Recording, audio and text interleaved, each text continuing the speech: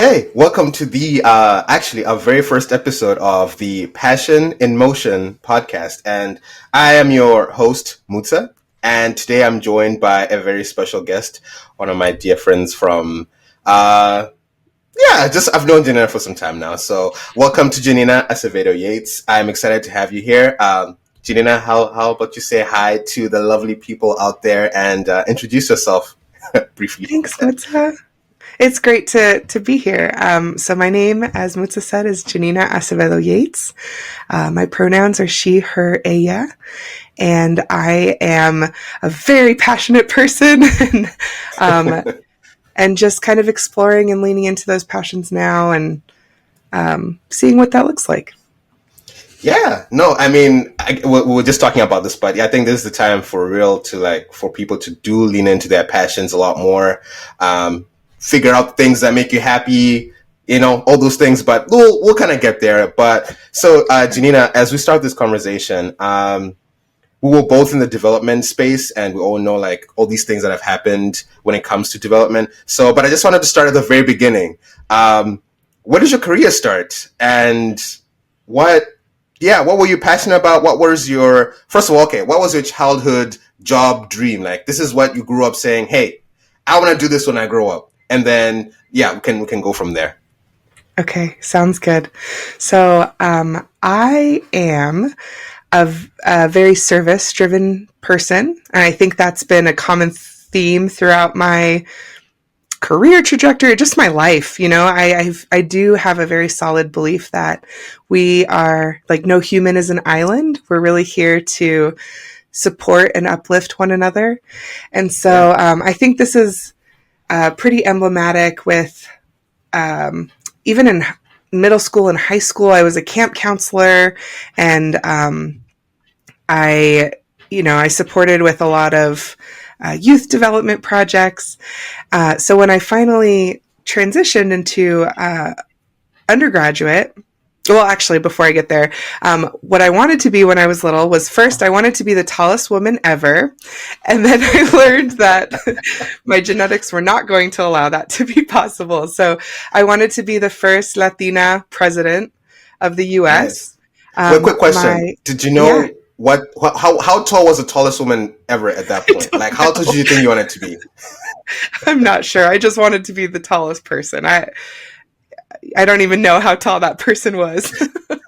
I love it. It was just a pipe dream. So I come from a family. My mom is from Colombia. My dad is from Colorado with German heritage many, many years back. And I was always raised with this understanding that, we don't always have to see eye to eye to respect someone else. And I think that really influenced a lot of my service-driven ventures. So my dad's a former Marine, and he really is one who he came from poverty, and he was living on his own with his twin at age 15, and tells us stories about how he was working 2 jobs and still had to dig in the dumpster to find food and stuff. And so, and then my mom is, as I said, from Colombia. Her story is one of very common stories of migrants who come to the U.S. and had to learn an entirely new language and culture. And it's just to everyone's advantage that they found each other, and they really bring the best out in one another. And I feel I have a lot of appreciation for the way that they raised me and my brother, because they raised us to be very resilient and very empathetic towards others. And so I think this drove me through a lot of my both career hunting, but then also just relationship building with other people. So once I did get to undergrad, I started volunteering with both the congressman's office at the time, Congressman Raul Grijalva in Tucson, and also with a lot of the border,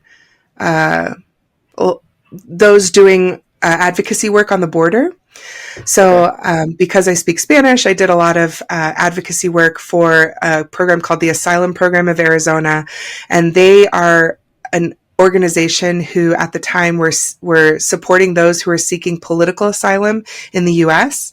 And this tended to be more than not survivors of domestic violence. Mm. So it was a pretty serious job pretty quickly, but I was Yeah. pouring my everything into it, and I loved to be able to, at the time I was doing a lot of translation. So I loved to be able to kind of translate the words of these survivors into a story that would really help to advocate on their behalf. So just helping find the words in English of these often really traumatic stories that they experienced. And that really, for the first time, I heard about something called the Peace Corps. And Yeah. I loved the thought of it because it aligned with my passion of living this vision and mission in work. And I wanted to join right away, but you have to actually graduate before you can join. So I waited 4 long years to be able to join the Peace Corps. And yeah, and then finally, once I graduated, I had an invitation to go to Guatemala to work in youth development. So that married those passions of mine of kind of working with youth and working for a common cause. And then they closed the Guatemala program because it wasn't Oh very no. safe. And so Wow. my recruiter gave me the opportunity to go anywhere or to wait until another Latin American post opened up. So then I spent kind of 4 days pondering my whole impetus behind joining Peace Corps and what I wanted to get out of it. And I just leaned back on that passion of, if I can be of service to others, it doesn't necessarily have to Mm-hmm. be in Latin America. So with that, they sent me to Botswana. They're like, okay, you speak Spanish, you speak Portuguese, let's send you to sub-Saharan Africa where they don't speak any of that. And you'll be a health volunteer. So Yeah. that really tested my passions, I suppose, in that sense. I didn't really feel like I had a lot to contribute. But during my time in Botswana, I was there for 2.5 years. I really learned that, kind of leaning back on that concept of people are really just here to support one another. I found that I Mm-hmm. actually did have a little bit of knowledge and some things that I could help, like the clinic that I was working at the time, or the health post, just started distributing antiretroviral medication, ARVs, Okay. and they needed support with organizing their pharmacy. And so organization was something that I could help with, or even something as simple to us or to me at the time as typing on a keyboard. I would have typing classes, and many people from the community would come together and we'd kind of learn together what this typing thing included. So it was a reaffirmation of many of my passions. Even though I was assigned to work at a health post, Yeah. I found that a lot of my excitement and the joys that I got was really working in the schools and with the community, the younger people within the community. Yeah. I was learning Setswana at the time that they were at the same level that they were learning English. So we would teach Yeah. each other songs and I was gonna say, did you find learning the Setswana, how was that experience for you? Since you did speak at that point, how many languages did you speak? Like three I before spoke you went to 3. Botswana? Yeah. Yeah. Yeah. So how was that? Did you feel like maybe you had an easier time as compared to someone who maybe just only knew English, or did it make it harder? The fact that it was, you knew Spanish as well. I'm just kind of curious, like how that transition of learning a new, like a Bantu African language Yeah. was as compared to all these other ones that you knew. Yeah. So I really attribute, I think, because I come from a music background. Like I played violin since I was really little, and I've been very drawn to music. I Yeah. think because of my music understanding, maybe that's what helped me learn it a lot quicker than my English only speaking counterparts. Because for me, when I was learning this language, it was more so I was listening to the intonation of certain things, and Mm. then all of a sudden I could attribute the intonation or this like group of sounds to a specific feeling or object, and so I think the music knowledge helped me learn the language faster, and then also just being with the kids.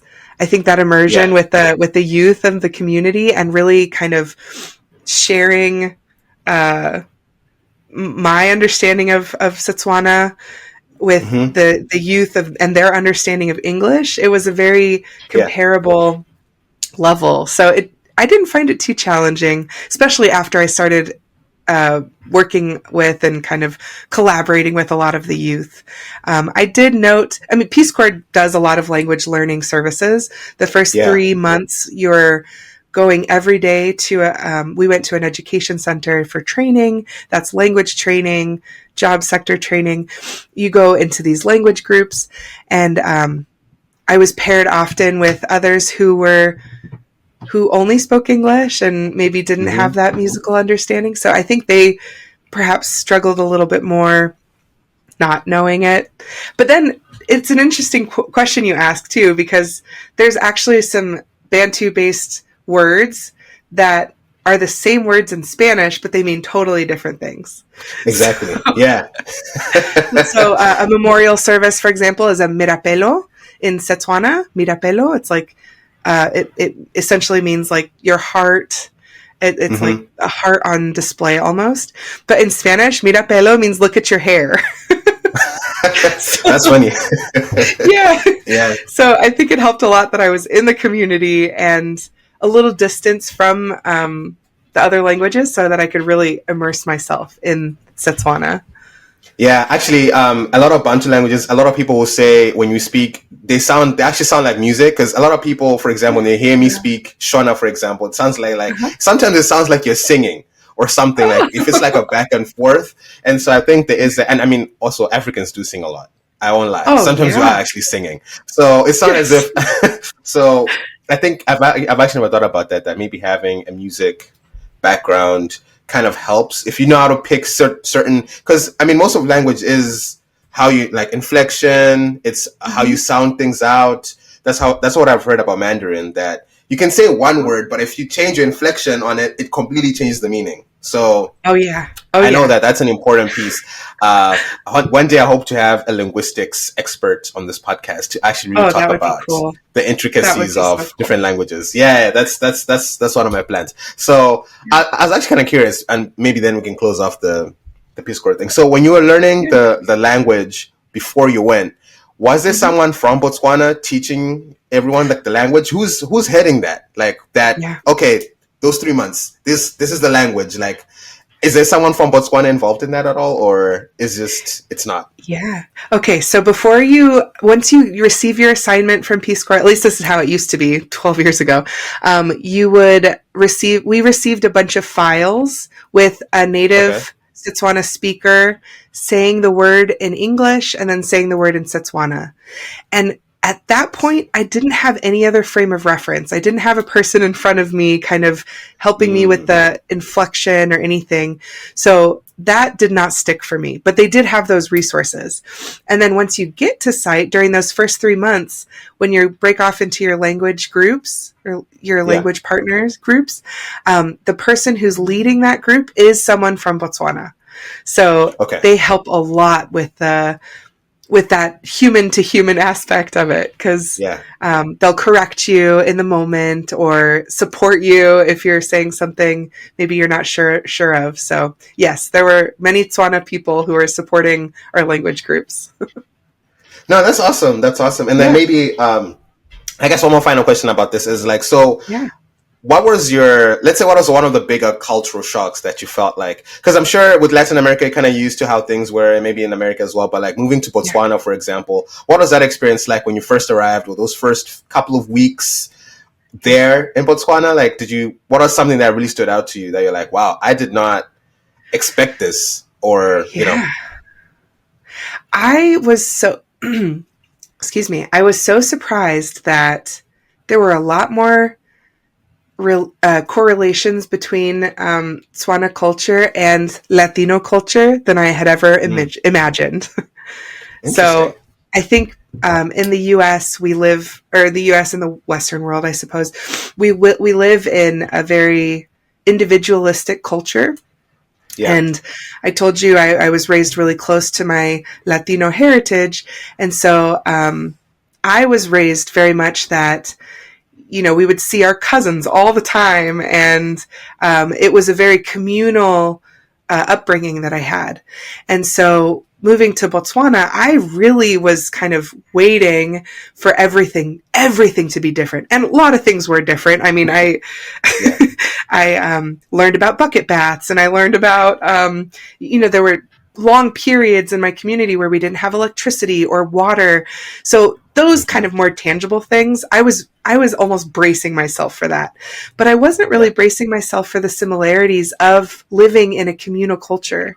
Hmm. So you get on a bus, and a woman with two children will come and put her child on your lap, because it takes a community to raise a child. And Yeah. I expected that from my Latino upbringing, but I didn't really anticipate to see that again in Botswana. And I felt so taken care of in Botswana.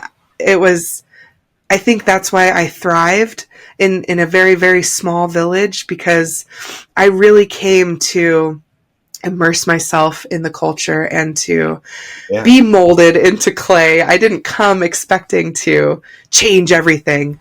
I was really all in for the experience, and I was so honored and humbled by the similarities that I found in the community. No, that's great. This is actually a big reason why I say that in your life as a human being, you're supposed to travel, because you can have a concept of a place, but and you can have a concept, like a maybe a misconception or just a general conception of what an area is supposed to look like, and Yeah, you never really take the time to but once you go, it's a completely different experience, because I think yeah. the thing about humans is we're actually closer to each other than we're apart.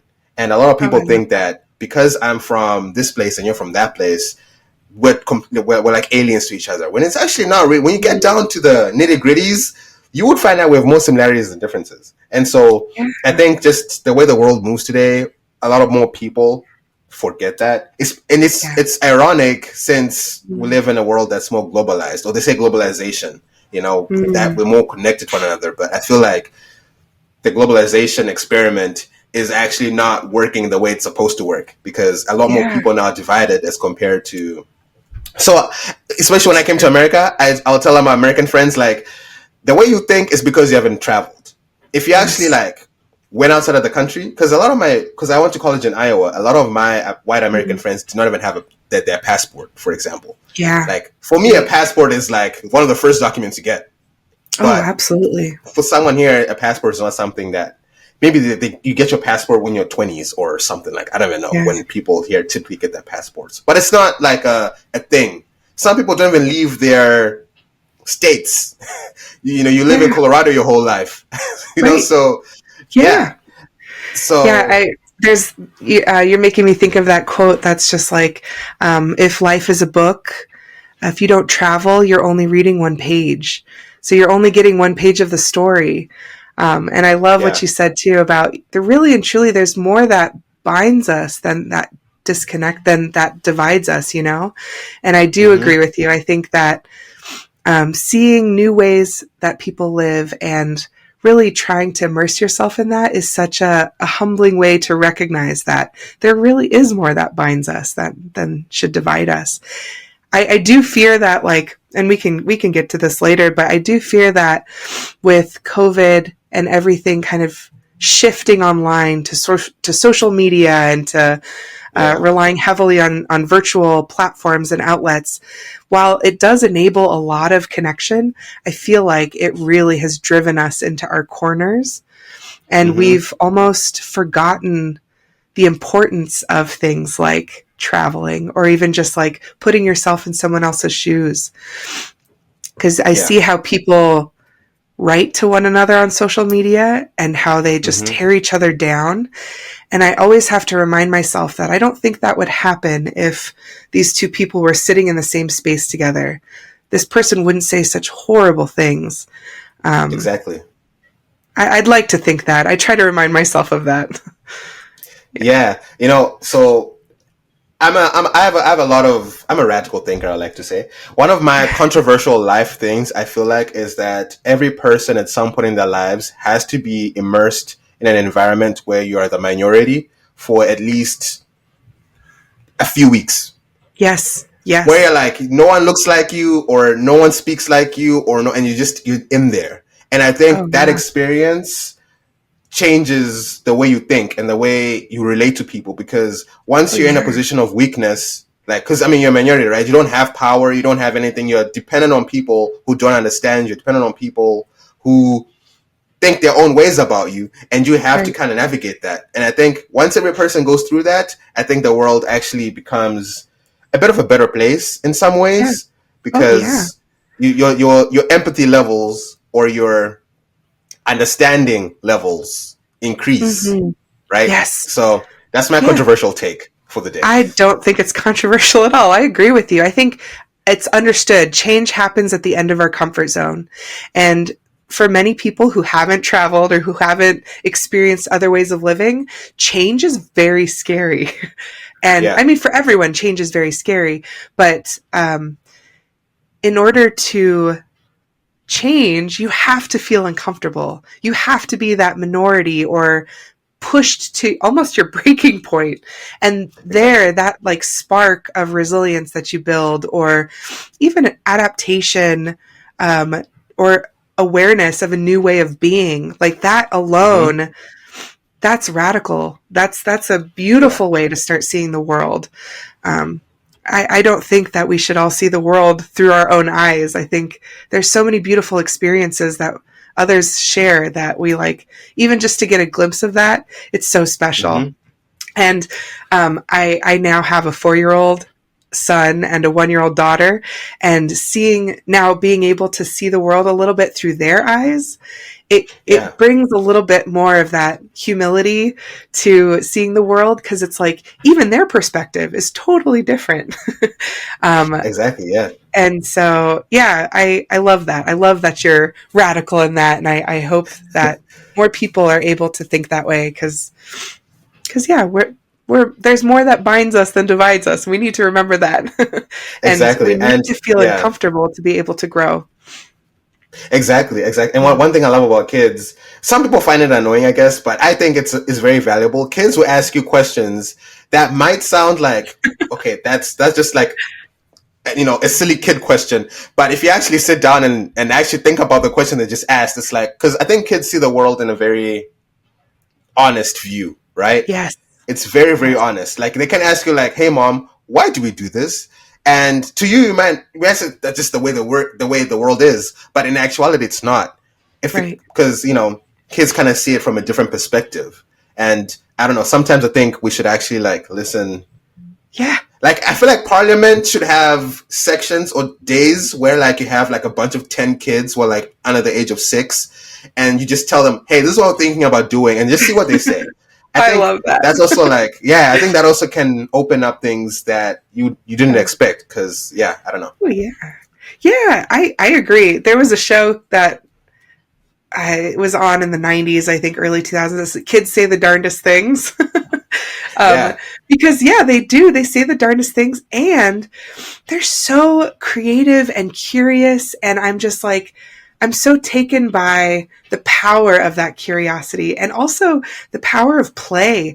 Exactly. As a specialist in learning, which is what I was doing most recently, I'm so yeah, taken by that curiosity and that thirst and desire to want to understand the world that's shaping around them. I just kind of think about like, man, at what point do we lose that as adults, you Yeah. know? Like, why can't we sit in that place of curiosity? Because I know it can be really uncomfortable, but it's also Hmm. like such a beautiful place to be, and almost play with the possibilities of other things. um, we don't Exactly. play as adults so much, and we should get back to that because it's just like it's in that play that you're able to really expand and lean into your imagination and your curiosity. And like I last night I picked up my son early from preschool because I wanted to spend some time with him, and Mm-hmm. I was like, we can do whatever you want to do, whatever, we'll go anywhere you want to go. And he wanted Mm-hmm. to come home and play with his Legos, and he wanted me to play with his Legos. And so I just was sitting there and I was listening to him play and playing with him, engaging with him, but also like Yeah. letting him set the pace. And it was such a creative and inventive game. I just rolled with it. And I was like, why can't we do this more as adults? Yeah. Exactly. Yeah. Roll with things. I was listening Yeah. to the podcast some other day, and they were saying that the power of play, like that's why when you Um, look at children in Finland or like some of the Nordic countries, because they focus more on play, like they like watch they I think they what encourage play a lot more, especially in their yeah. studies. Like I don't think they do tests and standardized testing as much in the early Right. years, and they focus more on like play, because I mean human beings at the end of the day, we're social, right? We learn more about Yeah. life through interacting with others and through play. So they Yes. actually found that over time they actually become more intelligent and a lot more like what can I say? Not even advanced, but it's the impact of that way of Yeah. thinking actually shapes people a lot better than, oh, just throwing in throwing books at you, standardized Yeah. tests at you, all these things that I guess the West kind of Mm-hmm. they think about education. So yeah, I don't know. I feel like there are different ways to educate each other, and Oh, it's not just yeah. one way. Yeah, Oh my gosh. I think that brings up too like the importance of play in developing emotional intelligence and a growth yeah, mindset. I think that that underpins the entire thing is just being able to play with others and even play with the world that we're in. It's just like such important questions that really help to develop our understanding of how to approach situations or how to interact with others. Um, I also remember reading that in Scandinavia, kindergarten, they don't actually learn letters the way we do in mm, the US. Like my son is soon to go into kindergarten and they've got him going through the alphabet, and they actually don't learn that because they do in Scandinavia, they do um, really value the kind of outdoor school or even just like the Montessori approach of certain things yeah. that encourages that growth mindset and that beginner's mind, I like to say too, because Hmm. it allows you to be curious in spaces that sometimes you might not feel safe in or willing Yeah. to be vulnerable in. Yeah, exactly. Okay, cool. And so after Peace Corps, Yeah, yeah. So after bringing Peace it Corps, back to yeah, bringing it back to like your journey as well, just professional yeah. journey, and you Oh, know. heck yeah. So after Peace Corps, yeah, please go ahead. So after Peace Corps, what? And then you went into, was it like Encompass and No, so surprisingly, I was kind of near my close of service and I was ready and waiting for the next thing. And I got into grad school in DC. And mhm, then I actually had a friend or another Peace Corps volunteer who was just like, "Oh, there's this thing called Peace Corps Response, and that's not even worth applying for because nobody ever gets into it." And so, yeah, almost out of spite, I was like, "Shoot, I'm going to apply to this," and I got in to a program in Latin America, working with the arts, mhm, to working with youth and the arts. And so, I told you I loved music, and so they yeah, were really looking for somebody to kind of navigate vocational arts, music, and things like that of that sort to increase tourism to the Triangle in Central America, El Salvador, Guatemala, and Honduras. And so mhm, I got in. So I put my grad school on deferment, and then I moved to El Salvador, and I worked nice, there for 10 months with out of school youth and in school youth, always kind of with music, kind of that like international language of music and bringing people together. I led a choir. I worked with the Casa de la Cultura, which is like the local community culture house. And I Mm-hmm. worked with a flamenco guitarist and just Oh met wow. some of the coolest people, most Nice. passionate, excitable people who just were in love with life. Um, and then after that, I was there for 10 months. After that, then I moved to DC and Mm-hmm. I started grad school at American. And I was so taken by the power of kind of post-conflict healing that I was exposed to in El Salvador. This was a country that wasn't technically in a war, but there was a lot of conflict in within this small country of El Salvador. There were a lot of youth Yeah. who were trying to flee the cycle of violence and gangs. There was a lot, as volunteers, we weren't really able to ask one day if our students just didn't show up for class. It was just understood that they had gone to the United States. So it was just Oh, this a lot of conflict happening, internal conflict. So that really sparked my curiosity for a program at AU that was international peace and conflict resolution. And I was so interested in the role that youth take in that peace process, or have taken in a number of peace processes and conflict resolution processes in the past. So I also started working for a local nonprofit, designing a young parents program. So for young parents between the ages of 12 and 24 who were new parents or newly arrived to the country, mm-hmm.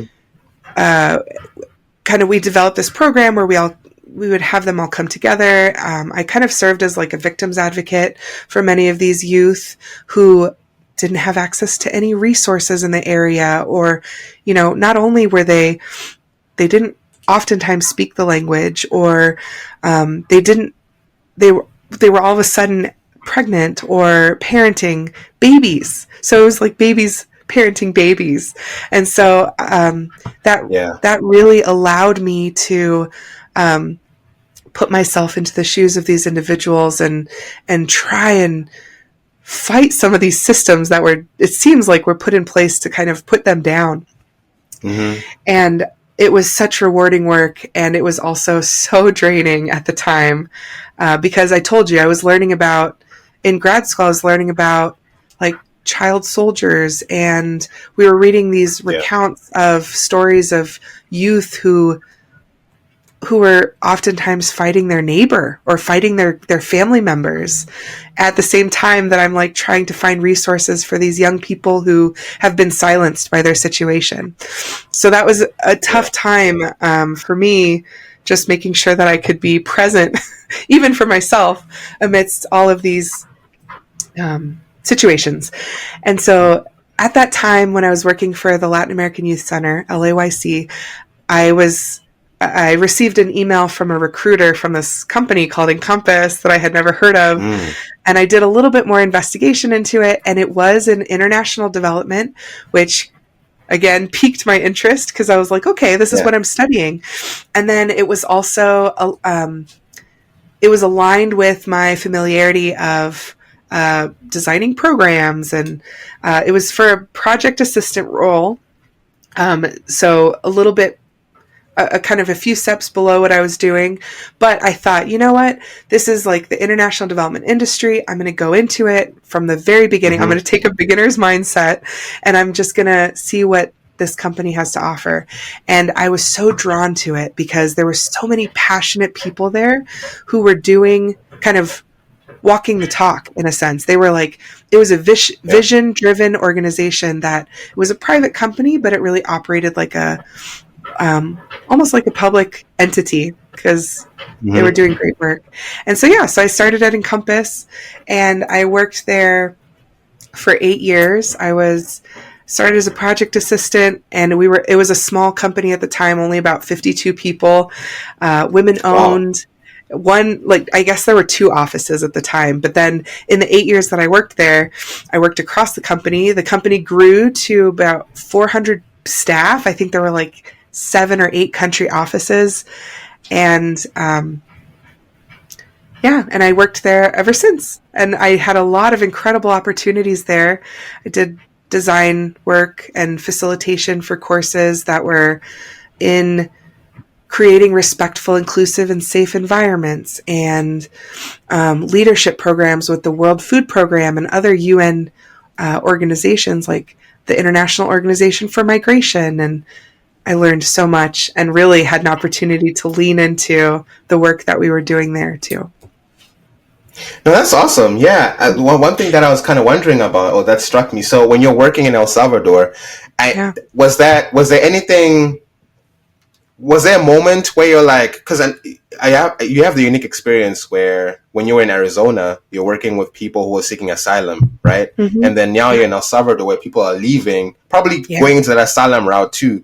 So was that like maybe you saw one end of the process and then now you're seeing the beginning of the process. Was there any point there where you're like, were those two worlds kind of merged together for you? Or like, did that experience in Arizona like help have more of an understanding when you're in El Salvador? I'm just wondering if there was a connection at any point. I think in a sense, it just pissed me off, to be honest. It pissed me off even more that like these super incredibly resilient people who are really just trying to seek a better life kept getting shit on. Sorry, there's probably a better way to say that, but honestly, I mean, No, that's valid.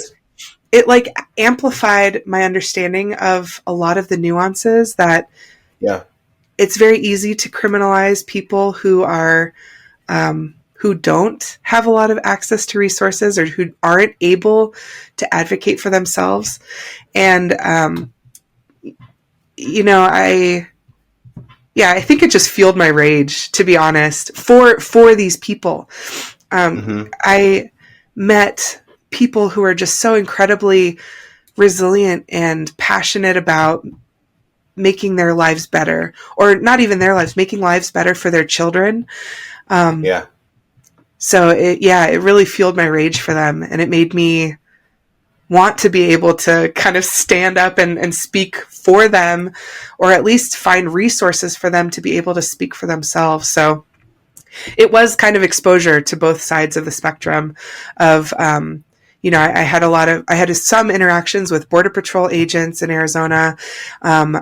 There was, at the time, the Senate Bill 1070 was passed, which was essentially that police officers could pull over someone based on how they look alone, which racial profiling, it was so infuriating. And interestingly enough, understanding my own presence. So I am half Latina, raised very close to my Latina heritage, but I'm very white presenting. So I think it did give me,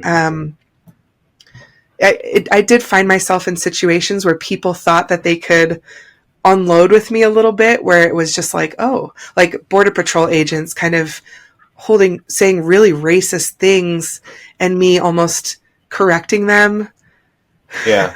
I've always been a very emotional person, so not very tactfully correcting them and then kind of severing those opportunities to speak. But I think if anything, it allowed me to understand more of the situation, both on behalf of those coming to the U.S. and then those leaving other countries. Yeah, it's very poignant because I know in America right now, especially with the new presidency and stuff, immigration has been a big, big thing, right? And all that's happening right now, and it's just, I guess that ties into even just our current political state of things, and just the way that immigrants are thought of, and just people's, that's the thing that always gets to me, is that you think that these are the people that are the problem, but these people have not much bearing on your day-to-day life for the most part. Like, it actually costs you a lot more to say, oh, let's deport these people. I know. And then it actually, like, it benefits. Like, I don't know, just the money they spend doing that could actually be spent on other benefits that you could actually enjoy. But I think then that thing of just becoming a bit more like closed-minded, and you just want someone to hate, you want a scapegoat, and that's the easiest person to scapegoat. When it's like, this person had to go through so much to just get I here, know, and they're just Musa. trying their best, and they're paying their taxes. It's not like Yeah, they're just freeloaded. Like, they're actually really hardworking people. You should not exactly. have a problem with this person. You should have a problem Right. with the person who's trying to make tax cuts. I know. It's so And easy to identify a common enemy if you really criminalize what they're doing. And that's kind of draws yeah, back to what I was telling you about. Like, it's so easy to just write on a piece of paper about a group of people.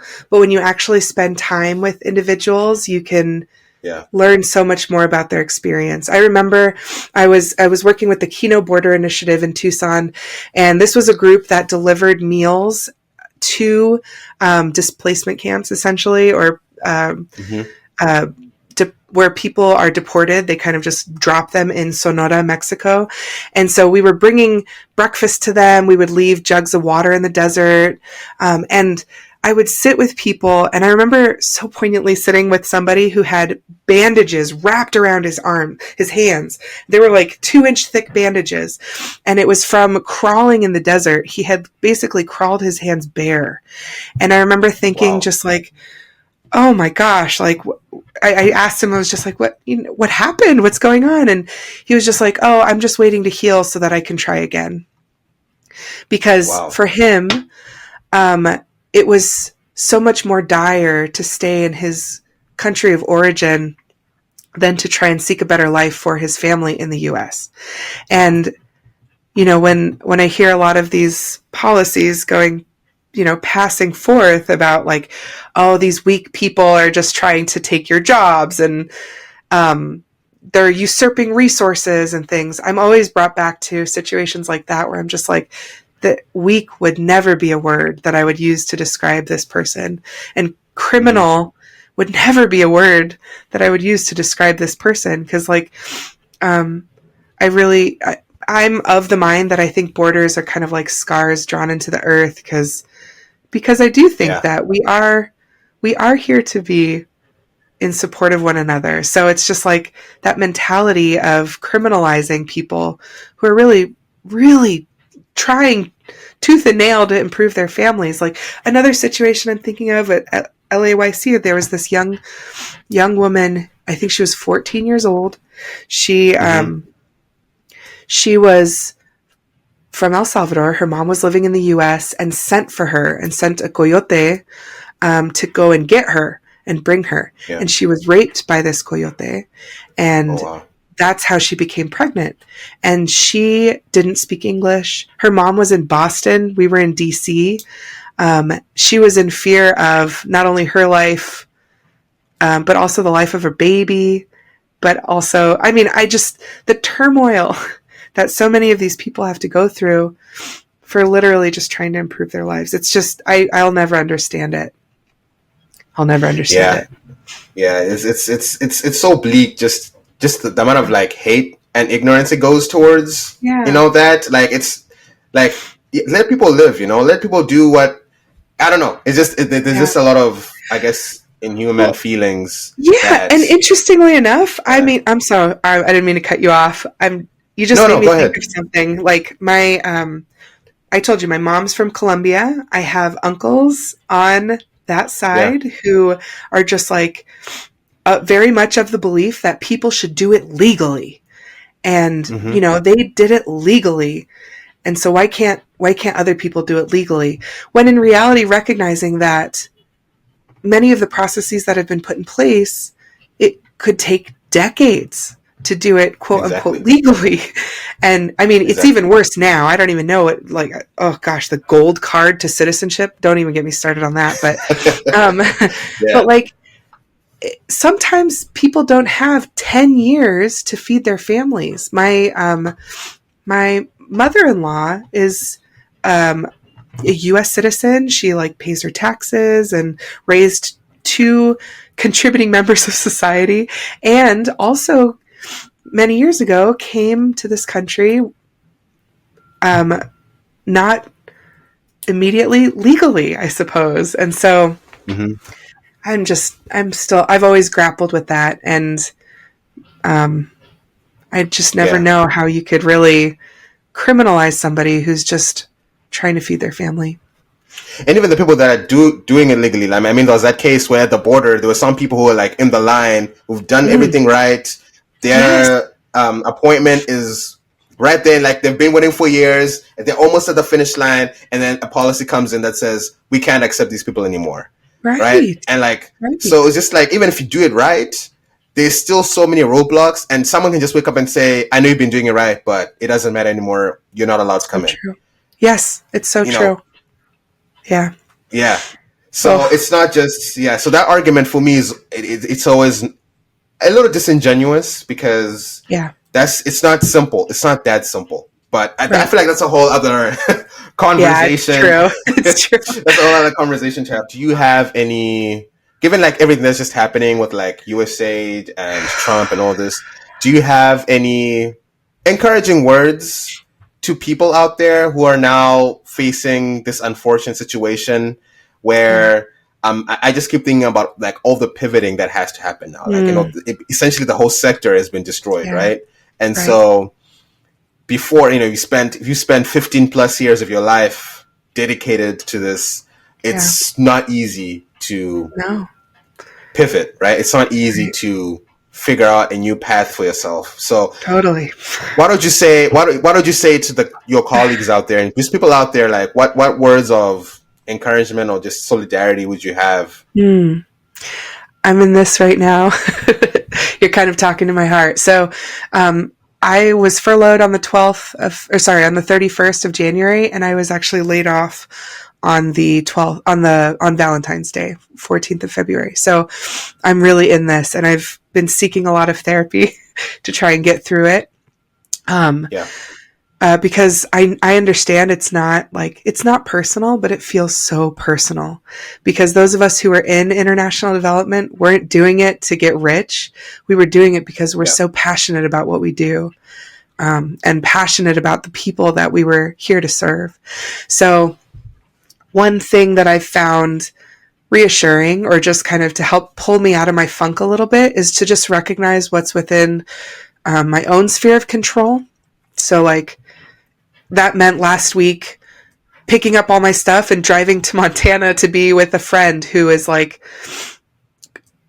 going through something similar, but also to kind of just tune out together because I could control yeah, that. And it meant yesterday going to pick my son up early from preschool and like playing Legos for an hour. hmm, So just focusing on what I can control. And yeah, because it can feel like we don't have a lot of control of many things, but reassuring that we'll get through this as an industry, and yeah, we're stronger when we're together. So leaning yeah. on others who are experiencing it has been really helpful. You know, I can imagine that, and I loved what you were saying before we started about now you're like a Zumba instructor and like Oh yeah, leaning into other yeah, passions that maybe you haven't had the time to really put your time into because you're so focused on this work that's so important. Like right, maybe now it's like you've always wanted to paint, maybe take a paint class. You've always wanted yeah, to like you love cooking. Maybe start a cooking channel on YouTube. yeah, Like you've always totally. liked to dance. I know you love music. You talked about I music a lot, and do, it sounds like music has been a theme in your life for a long time. So totally. finding ways as well to incorporate those things, like oh, you know, I don't know. Maybe that's just it. Yeah, Might not necessarily bring. I don't know. It might not necessarily be like be a job or anything, but at least it's yeah. something that brings back some life into you, Oh as heck compared yeah, to yeah, not doing something. So yes. I don't know. Yeah, It's a great point. It reminds you that you are capable and powerful, and there's a lot of power in leaning into those passions and um, interests. So, yeah, I did teach my first yoga class. So I did get certified the weekend after I was laid off, and I didn't think that I was going to do it, but there's something so powerful in reminding yourself, like I said before, kind of getting out of your head and almost getting into your body. For me, that was yeah, empowering, and it helped remind me that I will overcome this, and even if it means like if I got to dance my way through it, I'll dance my way through it. So yeah. yeah, I great love point. that. Yeah, I think it's also like just taking because I mean these things felt like it's someone doing this to you and there wasn't any like power in that. So maybe leaning into those Oh, things is kind of taking that power back to yourself. Like, I'm choosing now to yeah. teach yoga. I'm choosing now to do this. So that could Yeah, also be a freeing thing, in totally. some regards. Would it be okay if I wrote something the other day that it speaks to this? Would you mind if I read it real quick? Oh, by all means, yeah, go ahead. Okay. So, forgive me, I'm a little emotional, but okay, here we go.